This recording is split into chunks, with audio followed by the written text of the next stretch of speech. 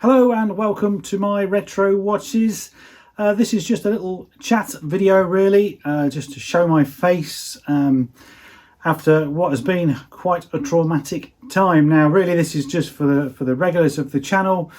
Wanted to send out my heartfelt thanks for all of the support, all of the comments, the messages, the emails that everybody has sent wishing me the best of health after my prostate cancer operation. I'll go in a little bit more about the what's happened to me, but realistically I just wanted to give you all a shout out, say hello, I'm okay, and again, you know, just a massive thanks. Your support has meant so much to me actually. Certainly when I've not been feeling very well, sitting there reading those messages does help. So amazing community that's out there, and all of you that supported me, it really is overwhelming. So let's discuss a little bit first of all about prostate cancer. So my story is that I'm 49, I'm actually 50 in just a few days. I had no symptoms at all of this disease. I'd heard a campaign on the radio, this was sometime last year I think. Some guys talking about a test called the PSA test and how it can save your life. It's just a simple blood test. So when I was next at my doctor's, which was actually to do with my hernia, because I'd already told you guys that I'd got this hernia problem. So I'd gone to the doctors about a hernia, asked them if they could do a blood test because I wanted to check my cholesterol for one, and I also discussed the PSA test. They asked me if I had any symptoms, of which I said no, not really. I thought I'd got a small symptom, but it turned out that it was erroneous. My doctor did do the rectal examination with the finger. Wasn't very pleasant, but honestly it was over in a matter of seconds. She turned around and said that she thought everything was fine, but she would still tick the box for the blood test, which is what they did. And then roll on a few weeks later, the GP was ringing me back up saying that my PSA level was at 7.1, and in a man of my age it should be maybe 3, 4, 2, something like that, quite a low number. Scared me to death, to be honest with you. Instantly I thought there's a massive problem. What is it going to be? Is it cancer?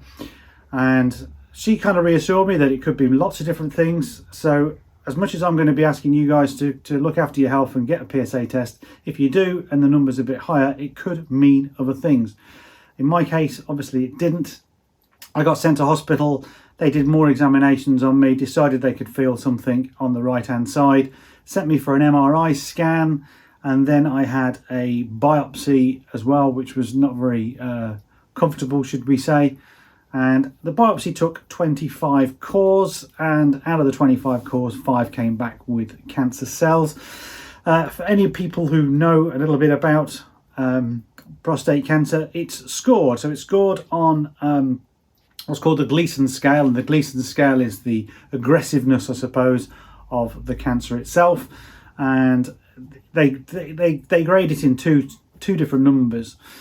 So you can have the least aggressive, which is 6, and the most aggressive, which is 10. And my score was 7.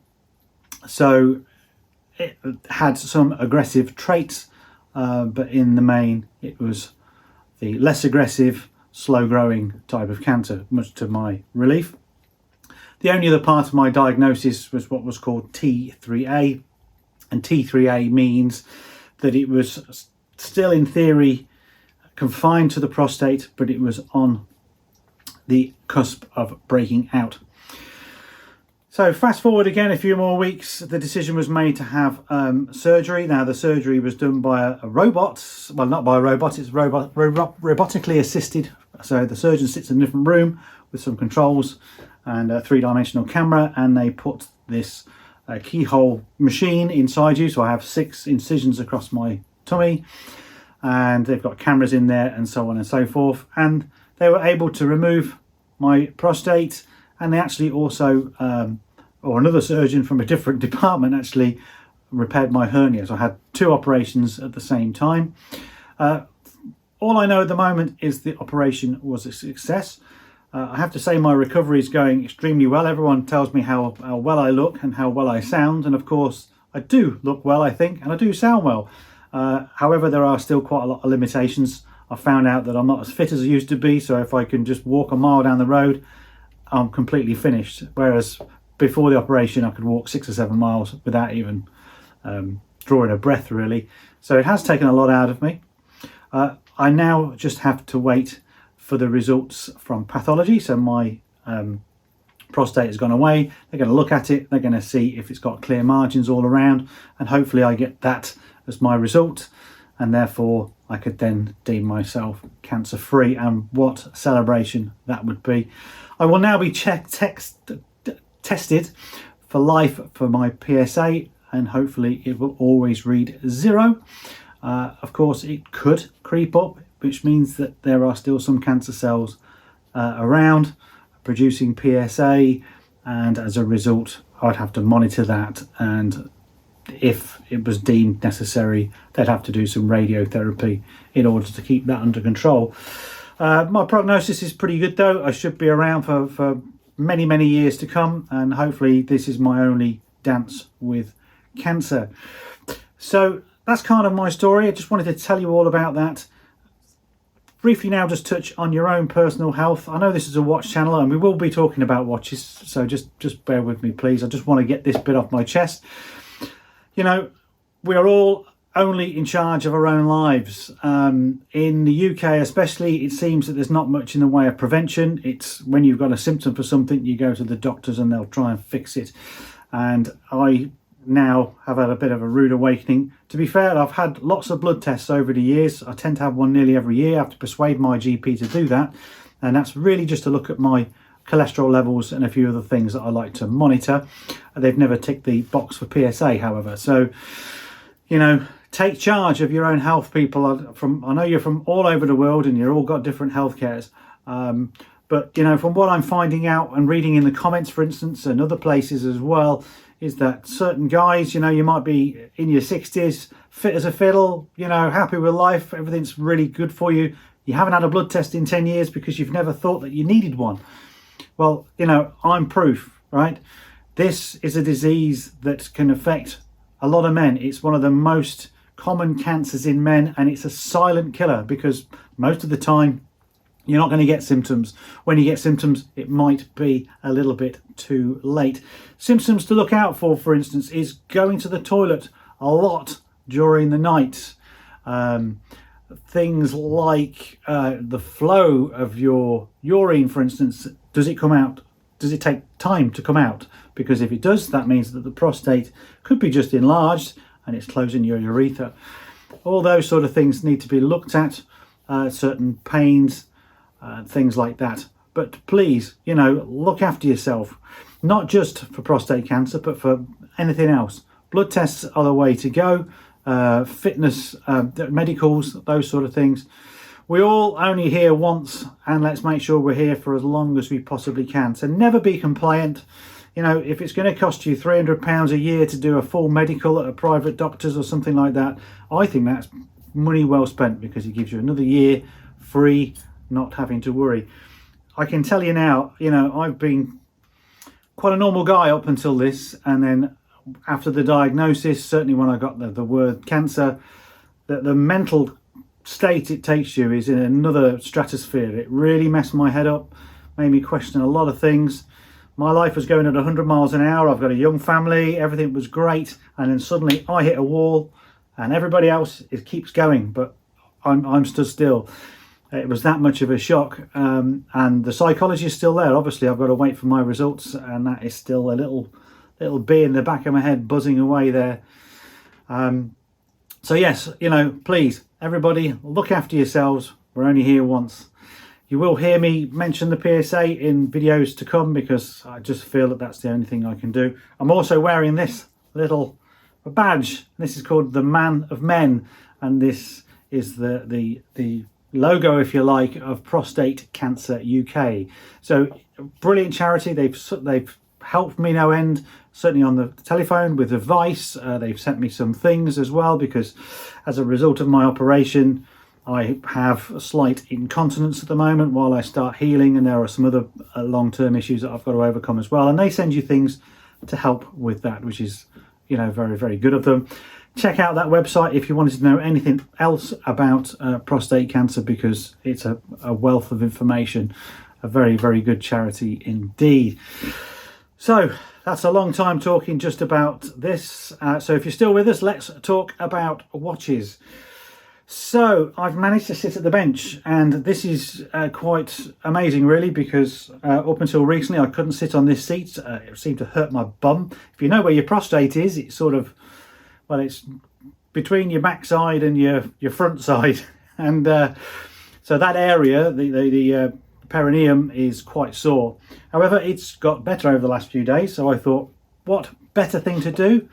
Get the camera out, get the tools out, get my mental state right, and I've been working on a watch in here. I've been filming it for 2 days. It is the Seiko Bullhead. I've got right to the last bit, and then I found there's a major problem in the watch, and I can't complete the project. So it's been on the cards for 8-9 months, this, because I was waiting for various parts from people and stuff like that, and now I've got to the assembly, and there's a little stud that sits in the main plate that is missing. I don't know where it is. It wasn't in the, I've actually looked back at the disassembly video and it wasn't there. So being a bit stuck, put a post in my Facebook group today. A friend of mine, all in Rusov, he's come to the rescue. He's actually got a spare stud. He's going to put it in the post for me, and when that comes, I've then got to completely disassemble the movement again, so that I can safely use the staking set to put that stud back in and then reassemble it. So 2 days of footage, about 100 gig of data on the memory cards that I use on this camera and on a phone as well. And I'm absolutely gutted. I can't tell you the words. I was hoping to get this video done in the next few days, put it up for you all to enjoy, and for me to enjoy the watch, because I'd said that I wanted to build the Bullhead before I went for my operation, and I never did. So it's really, really frustrating, but we're going to get there. It might take now a few more weeks for the part to arrive, for me to reassemble it and get it back to where it was, but that video is going to come. So in the meantime, I've obviously did that other video of the big pile of watches that I've got to do, so I'm going to do a lucky dip out of there. I'm going to pick one of those up, and I'm going to do that one for the time being. I've also got some reviews that I've got to do just to keep I'll keep YouTube happy, keep me happy, and keep the people who've sent me the watches happy as well. So stay out for those. So yeah, the last thing I wanted to show you really was this watch that is on my wrist, because this is a really, really special watch to me now. This is from Vario. You may not know Vario. Vario actually sponsored the channel once to do some straps.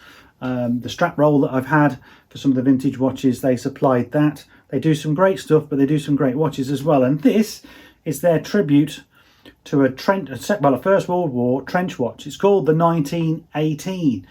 And the thing is, the guy, well, there's two people who run it, Ivan and Judy. And I've got to know Ivan more recently over email. He's actually a really big fan of vintage watches, a lot of the Art Deco stuff. And we've discussed at length on emails, watches in general really, and he's a really, really nice guy. He contacted me recently asking me if I could actually repair one of the watches for one of his customers in the UK, and I told him that I couldn't because of the issue that I was having with my health. And obviously he was very sympathetic to that. And anyway, the long story short is I came out of hospital, came home on a Saturday. There was a parcel waiting for me, and it was this watch. And he's inscribed it on the back with something pretty personal. So I'm going to set the camera up. I'm going to do a very quick sort of review, if you like, because I think you guys are actually going to like this watch genuinely, because it is really cool. I'll just tell you a little bit more about it. Okay, so we'll cut to the bench now and I'll show you the watch. So here's my Vario 1918. What do you think? Is this a look that you would like? You know, this is a trench watch, and if you look at the original ones, this is very, very true to that style, right down to the number font, the cathedral hands, the sub-dial, the nice metal lug bar, if you call it that, the crown at 4. Really, really nice thing. This is measuring 37 millimeters, so it's a nice diameter. I've never had a watch on a bund before in my life. Actually fits really nice, really comfortable, sits up a bit higher than other watches would normally, but I do like the look of this. Available in lots of different colors actually, and they've also got a pulse meter one, so it's called the 1918 Medic, and you've got the pulse scale around the outside. Nice cool feature as well if you're into watches of that era. This one has a myota movement in it. You could wear it off the bund. These are actually screwed. I'll show you that in a moment. But why has this watch suddenly become so significant? One, it's a gift from Ivan, but two, if I take it off, I have an inscription, and it says happy birthday, or happy 50th birthday, Michael. And those last three words that really did touch a chord with me: life goes on. And doesn't life go on?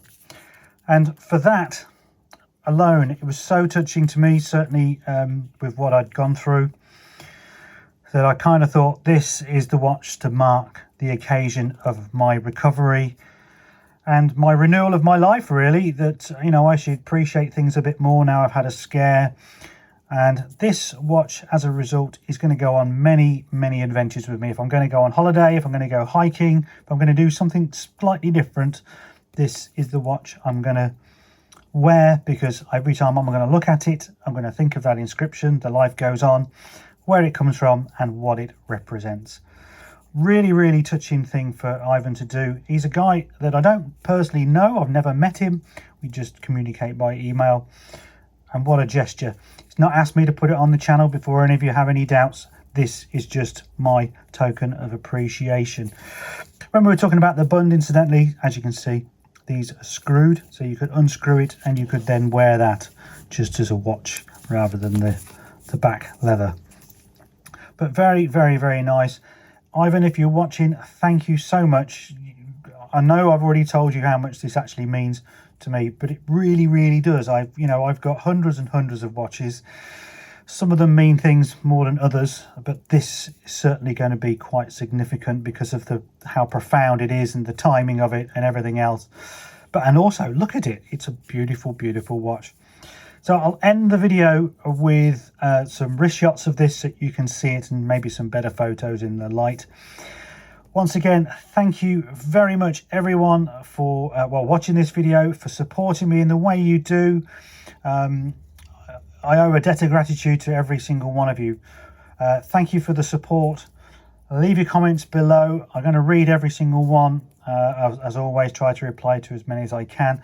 Stay tuned, because now I can sit at the desk, then I can hopefully fix more watches. I'll just bring in quickly the Seiko interview. It is actually running. You can just see the balance moving there through that little hole. So it's such a shame that I can't complete this project right now, but I will in due course. Thanks very much, guys. Bye for now.